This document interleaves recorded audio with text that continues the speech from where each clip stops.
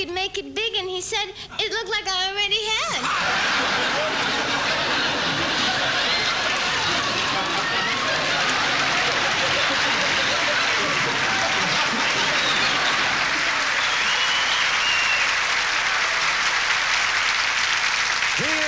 Gentlemen that I'm sure you'll recognize, the producer of The Tonight Show, Freddie DeCordova. Freddie's a man you've known for many years, and you treat him just like your own father. You ignore him. Ladies and gentlemen, Mr. Freddie DeCordova.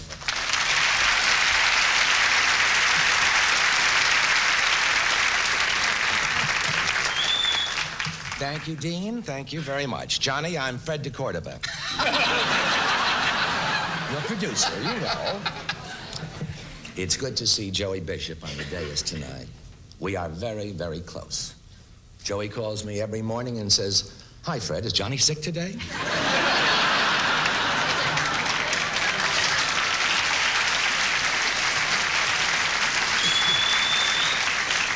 I must say this about Johnny, though. He never forgets a friend. But then he's only got two. His lawyer and Ed McMahon. Good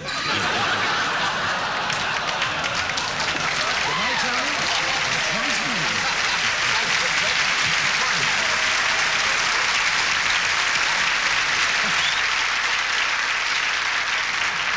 Right now, Johnny, I feel like Ralph Edwards because the next man I'm going to introduce is somebody out of your past. Remember when you were a kid in public school back in Norfolk, Nebraska? Well, here's one of your old classmates, Mr. Willis Mumford.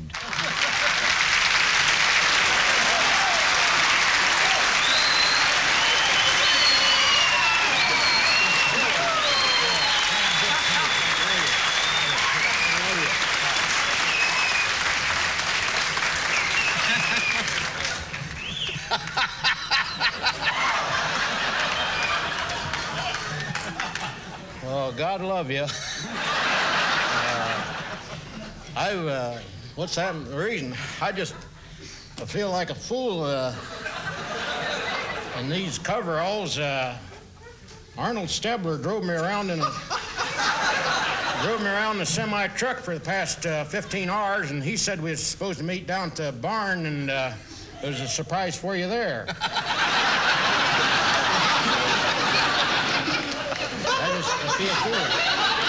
I just want to tell you this. The guys feel different about you. If you was to come home now, they'd just beat the life out of you. So don't come back to Norfolk right away. I remember, I guess you do too. At the high school, Johnny was, he started out, he was in all kinds of things. He was in everything. One thing he wanted to be more than anything, he used to tell me, I was one of his best buddies at the time, and him and me would go out into an open field, and we'd just look up and talk to one another and everything, and he says, you know what, I'd rather be more than anything in the world as a magician. And so he started magic, and he gave himself a name, the Great Carson, and he thought on that real hard. And so he'd take a little, we didn't have no bunnies, and so he took a squirrel and dyed it white. And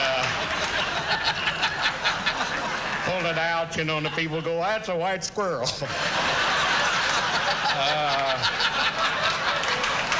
But the fact that you've been able to make two wives disappear.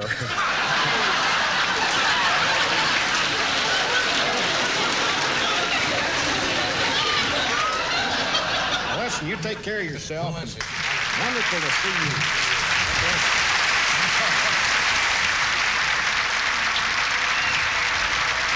Everyone knows Mrs. Miller. She's the lady who's been in the audience for every one of Jack Parr's TV shows. Well, Johnny has a similar fan, and he's never missed the Tonight Show in 11 years.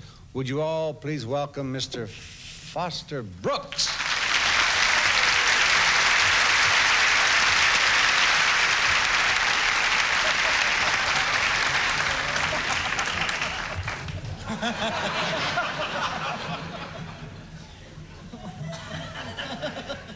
Hiya, Johnny.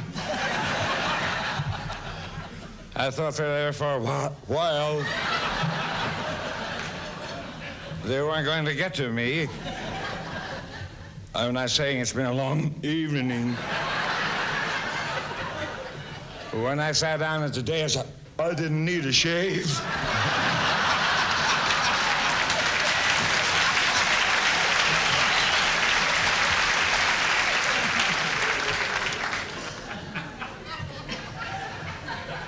Hey, Ed.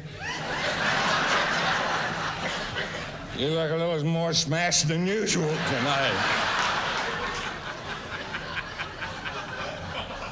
Yes, friends, I can remember being in the audience for the very first Tonight Show. I was roll. I was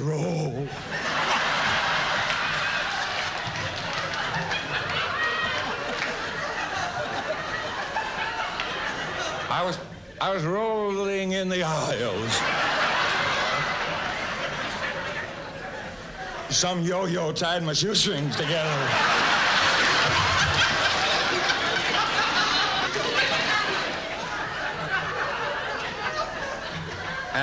And I might say I've been there ever since. I was there the night he told Billy Graham he loved his crackers.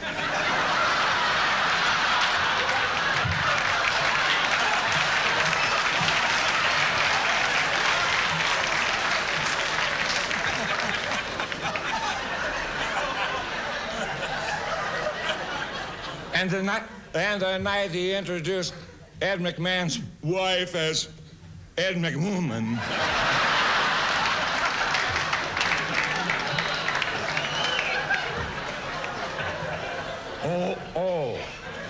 And I was there the night when he asked Marcello Mastroianni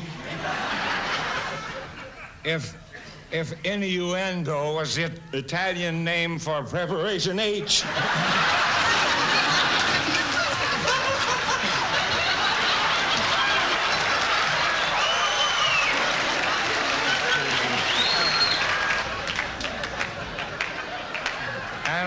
There the night to Willie Shoemaker, the jockey. I was the night that Willie Shoemaker, the jockey, was there and told Johnny he weighed only 92 pounds, so soaking wet. You.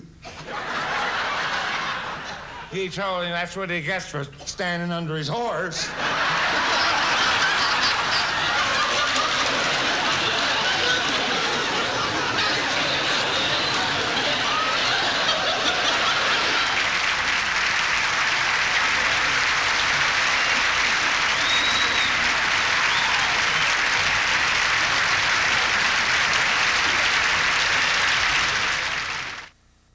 Our next guest is the lovely Miss Dionne Warwick. She's doing real well.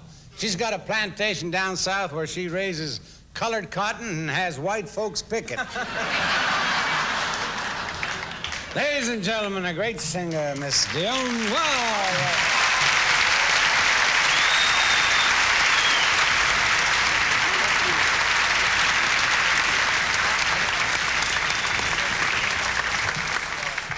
Thank you, Dean. You know, I've been on the Tonight Show many, many times. And I'll always remember the first time because after the show, Johnny took me out to dinner. Now, you'd think dinner with Johnny Carson would be witty, fun-filled, glamorous. Wrong. Dull city. All he kept saying to me all night long was, "I'm funnier than Cabot, aren't I?" I finally got fed up and I asked him to take me home. On the way, we drove up Mulholland Drive. We parked, and Johnny turned to me. Then Ed McMahon stuck his head in the car window and yelled, "Hi-oh!"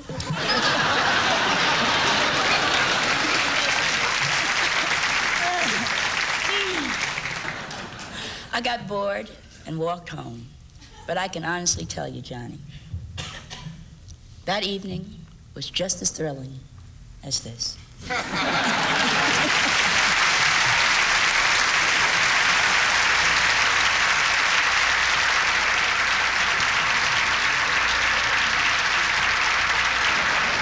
and gentlemen, the multi-talented Rich Riddle.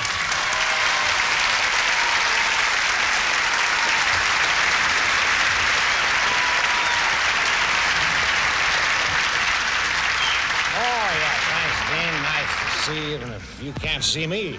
Oh, Joey, you were great as usual. And Jack, what can I say? George, you hold the cigar in the wrong hand.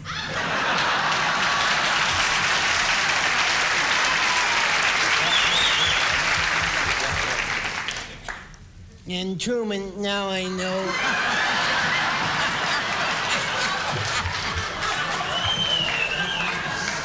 No, shut up. Now I know why you're a writer. You know, as an impersonator, I get to study a lot of people.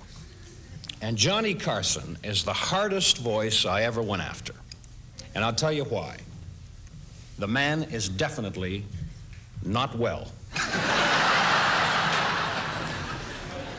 He has 22 nervous inflictions.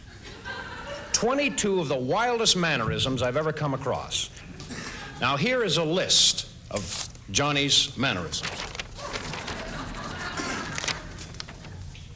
Stiff back, fixing tie knot, looking around, hands out the side, hands behind back, hands in pocket, right hand in back of left, right hand hitting palm of left. Cut off sign, finger under eye, finger under nose, finger twirl.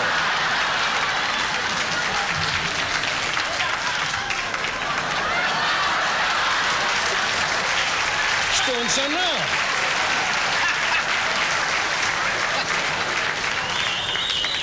Finger in air, fixed cuffs, head snap with small groan, blinking, Indian yell, pencil banging on ashtray, rubbing eyes with one hand, Steve Allen's laugh, golf swing, and Jack Benny's #2 look. Now, I don't know what all these mannerisms mean. I mean, maybe to a person who can't hear, they take on a whole other meaning. But I do know that the number that he does depends on the laugh. Now, I'll show you what I mean. Over the past 10 years, here's what many consider to be Johnny's 3 best jokes. Now, watch the mannerisms if the joke doesn't work.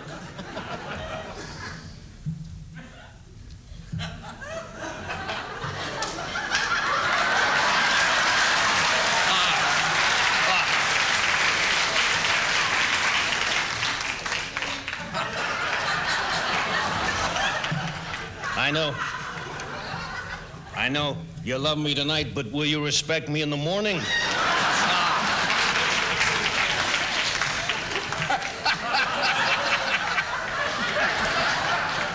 Hey, how about this? How about this weather we're having out here in California? Isn't it wild?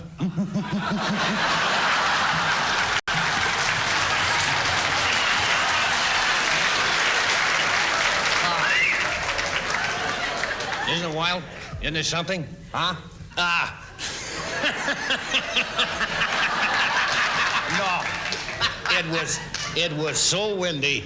It was so windy. In now don't rush the bit here. It was so windy in California today. Are you ready for this? Are you ready for this biggie? It was so windy. It was so windy while Doc was helping Tommy Newsom chase his kite, he lost all the feathers off his raincoat.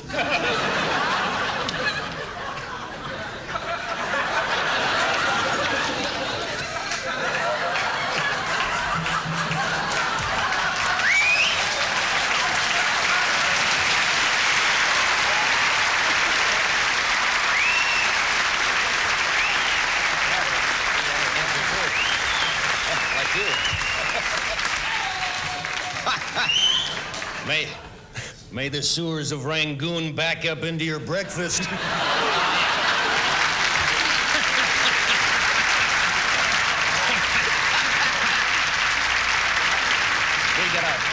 We got another 3 hours coming your way, folks, so stay with us and we'll be right back. Oh.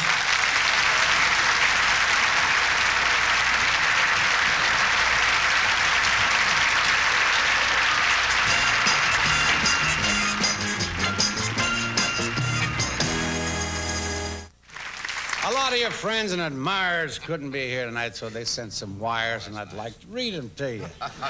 The first one says, Dear Johnny, sorry to hear you're having so much trouble with your golf game. Everyone keeps telling me that Carson will never come close to par. Arnold Palmer. Close to par, Arnold Palmer. Dear Johnny, you're always on the lookout for new talent. In fact, you're the one responsible for making many of us what we are today, signed the Unwed Mothers of America. Tonight, we are honored to have with us Senator Barry Goldwater. Recently, Barry has worked very hard for prison reform. That's because a lot of his Republican friends are going to be there.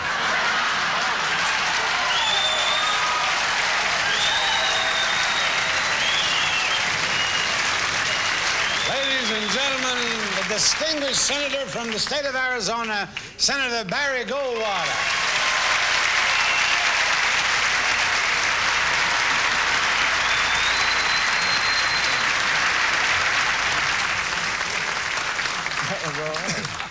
You know any of them? No.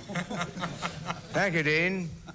These days, when anyone joins an organization, they're usually asked to take some sort of an oath or a pledge.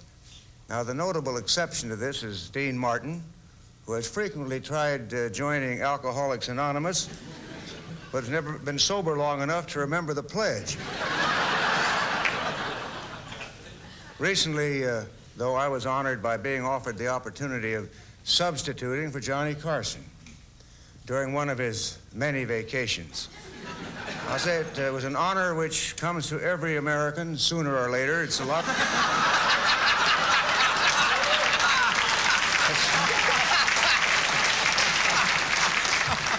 It's a lot like jury duty. But before I accepted, Johnny's producer informed me I would have to be sworn in, according to Form 7083644, which is your basic Tonight Show loyalty oath. And I'd like to recite it to you now, if I can remember it all.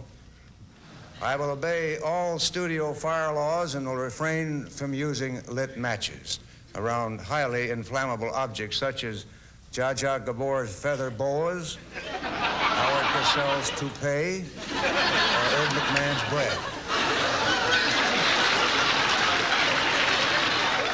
Unfortunately, Johnny, I never took this oath because before administering it, your producer asked me the trick question. Are you now a member of an organized political party? And I had to confess that I wasn't. I'm a Republican.